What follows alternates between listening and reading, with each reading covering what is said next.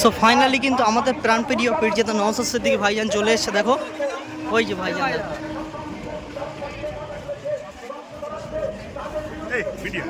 ভাইজানকে ঘিরে মিডিয়াগুলো দেখো।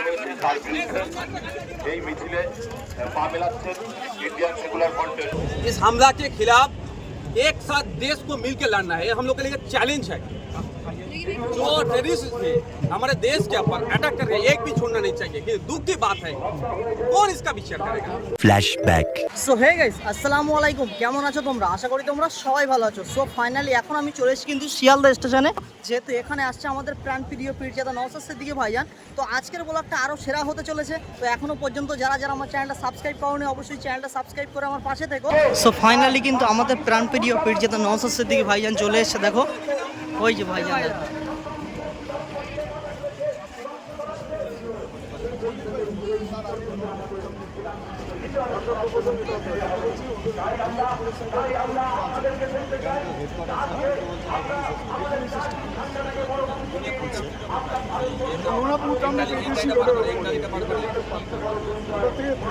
অনেক বড় জায়গা আছে।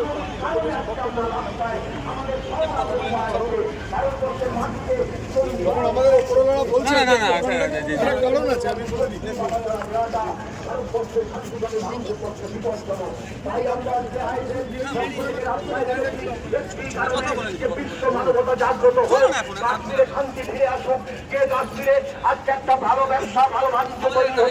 সেই জায়গাটা শুধুমাত্র সেন্ট্রাল গভর্নমেন্টের ইন্টেলিজেন্সি ফেলিওরের জন্য আজকে দুর্ঘটনা ঘটে মানুষ অর্থনৈতিকভাবে নিচে নেমে চলে যেতে যাচ্ছেন। সেইখান থেকে কাশ্মীরের মানুষকে উদ্ধার করতে হবে, ভারতবর্ষের মাটিতে সাম্প্রদায়িক সম্প্রীতি বজায় রাখতে হবে। এই আহ্বান রেখে আজকে আমরা মানবতার কারণে আজকে সমস্ত সহনাগরিক দেখুন, ইন্টেলিজেন্স ফেলিওর নয়, নিশ্চিতভাবে যে তথ্য দিয়েছে সেই তথ্যের উপরে ভিত্তি করে ব্যবস্থা গ্রহণ করে। ওইটুকু জায়গাতে 7 লাখের উপরে আমাদের সেনা আছে, বিভিন্ন দপ্তরের যারা এই ধরনের বিভাগের কাজ করে তাদের ওখানে প্রেজেন্স ছিল। তারপরে এই ধরনের ঘটনা ঘটেছে, আমাদেরকে ভাবাচ্ছে। কারণ প্রায় 6 বছর আগে পুলওয়ামাতে যে ঘটনা ঘটেছিল, প্রায় 300 কেজির বেশি আরডিএক্স নিয়ে হামলা করেছিল, আমাদের 40 জনের অধিক সেনার শহীদ হয়েছিল। তার ঘটনার এখনো সত্যতা, অর্থাৎ কারা এর সাথে যুক্ত, তদন্ত রিপোর্ট এখন আমরা দেখতে পেলাম না। তারপরে এই পেহেলগাঁওতে, যাকে মিনি সুইজারল্যান্ড বলা হয়, এই জায়গায় আক্রমণ কিভাবে হলো না হলো, কারা করলো, তাই নিয়ে একটা আমাদের মধ্যে ধোঁয়াশা থেকে যাচ্ছে। আমরা বলছি যে সমস্ত খুনি সন্ত্রাসবাদীরা এইভাবে নিরহ নিরস্ত্র আমাদের ভাই, আমাদের সহনাগরিকের উপরে হামলা চালিয়েছে, একটা ওনার ছাড় পায়। তারা কাশ্মীরের দুশ্মন, কাশ্মীরের জনগণের দুশ্মন, দেশের দুশ্মন, আমার জাতির দুশ্মন। তারা একটা ওনার ছাড় পায়, তাদেরকে দৃষ্টান্তমূলক শাস্তির ব্যবস্থা করতে হবে। তো দেখো ভাইজান আসার সাথে সাথে মানে মিডিয়া পুরো একদম ছেঁকে মেকে ধরেছে ভাইজানকে, ঠিক আছে?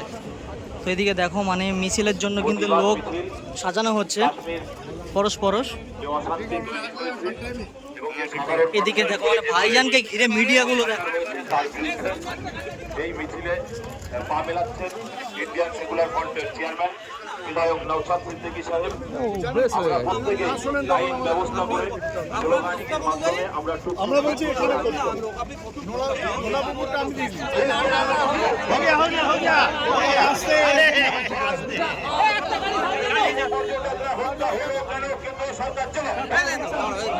একটা গাড়ি সামনে নিয়ে চলো।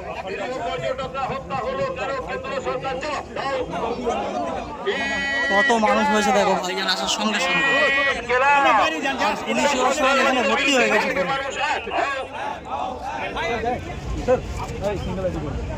सर, कश्मीर में जो अटैक हुआ पर्यटक के ऊपर, तो ये हमला लेके आप क्या करेंगे? इस हमला के खिलाफ एक साथ देश को मिलकर लड़ना है, हम लोग के लिए चैलेंज है।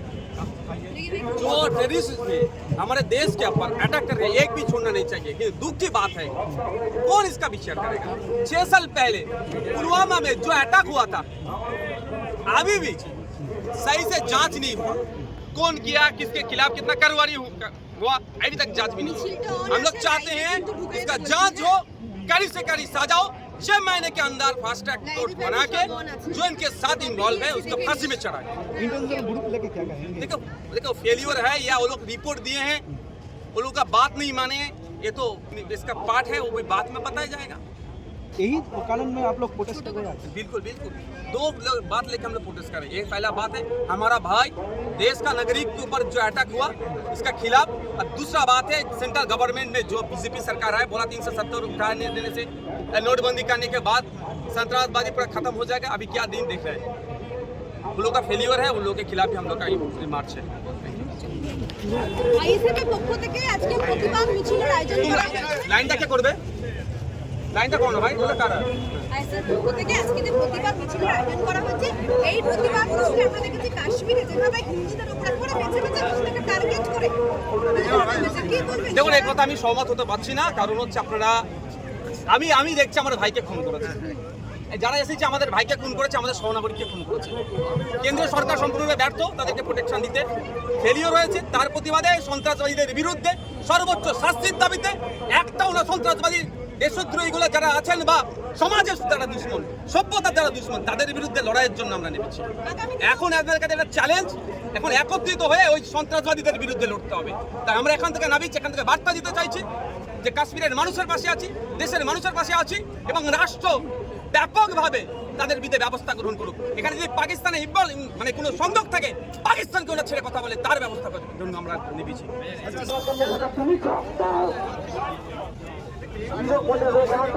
দেখো কত লোক হয়েছে, দেখো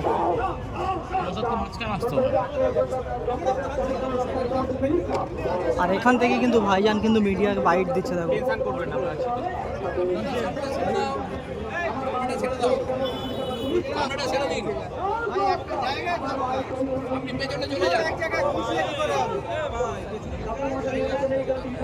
তো দেখো মিছিল কিন্তু এগিয়ে যাচ্ছে, ঠিক আছে, পার্ক সার্কাসের দিকে। আর এদিকে আছে কিন্তু আমাদের প্রাণ প্রিয় পীরজাদা নওশাদ সিদ্দিকী ভাইজান, যিনি একদম মাঝখানে আছে। আর সামনে দেখো মিছিলটা এগিয়ে যাচ্ছে পার্ক সার্কাসের দিকে। আর এই আছে ভাইজান।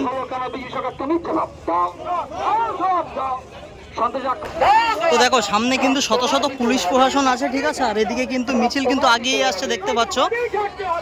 সবে মানুষ শহীদ করা হলো কেন? বিজয় সরকার তুমি জবাব দাও। আমার ভাই দেখো ভাইজানকে ঘিরে দেখো কত মিডিয়া মানুষ ঘিরে ধরেছে একদম। ছাড়তে হবে।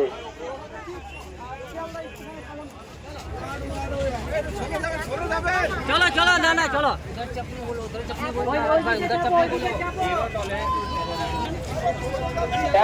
মিছিলটা আসছে দেখো।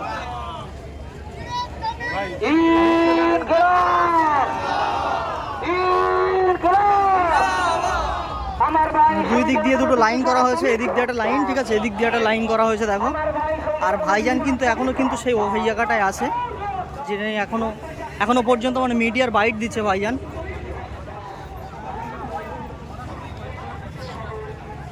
বিলকুল শুধু নিন্দা নয়, প্রতিবাদ জানিয়ে যে সমস্ত সন্ত্রাসবাদীরা এই কর্মকাণ্ড করেছে তাদের বিরুদ্ধে ব্যবস্থা গ্রহণের জন্য রাস্তায় নেমেছে, এবং কেন্দ্র সরকার সম্পূর্ণভাবে ব্যর্থ হয়েছে।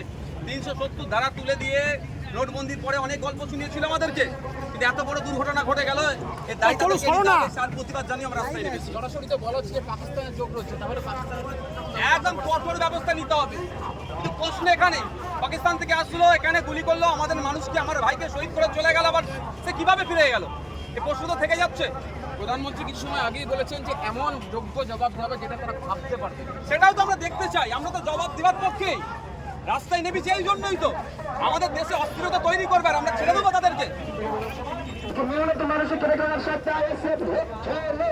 আর আজকে কিন্তু একদম লাইন দিয়ে পথসভা হচ্ছে, দেখো দুটো লাইন করা হয়েছে, এদিক দিয়ে একটা আর ওদিক দিয়ে একটা, ঠিক আছে। আর মাঝখান দিয়ে কিন্তু ভাইজান যাচ্ছে দেখো মিডিয়ার বাইট দিতে দিতে। দিতে হবে জানতে চাইছি মোদিজির কাছে, অমিত শাহজির কাছে, যে এত বড় ফেলিওর হলে কিভাবে জবাব দিতে হবে আপনাদেরকে। আপনারা বলেছিলেন 370 তুলে দেওয়ার পরে, আপনারা বলেছিলেন নোটবন্দির পরে, অনেক গল্প শুনিয়েছিলেন সন্ত্রাসবাদী খতম হয়ে গেলে, এত বড় দুর্ঘটনা যেখানে 5-10 মিটার ছাড়া ছাড়া ফোর্স থাকে, সেখানে এত বড় ঘটনা ঘটালো কিভাবে? এর মধ্যে কি সংযম আছে? কারা সব বুঝে বার করতে হবে।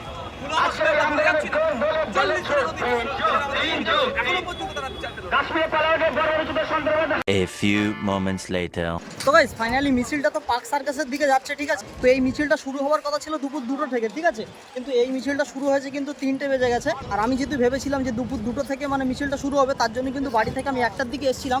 আর এখন যেহেতু মানে এত গরম রোদ দূরে, মানে আমি 2 ঘন্টা আগে এসেছি, তো এত নার্ভাস হয়ে গেছে। তো কিন্তু মিছিল কিন্তু কমপ্লিট না করে আমি বাড়িতে চলে যাচ্ছি। তো আজকের ব্লগটা কার কেমন লেগেছে অবশ্যই সেটা কিন্তু কমেন্ট করে বলো। আর ভিডিওটা এখানেই শেষ করছি। যদি ভিডিওটা ভালো লাগে অবশ্যই like, comment, share and subscribe. আর চলো দেখা হচ্ছে কিন্তু পরের কোনো নেক্সট ভিডিও। যতক্ষণ take care, bye and love you, tata.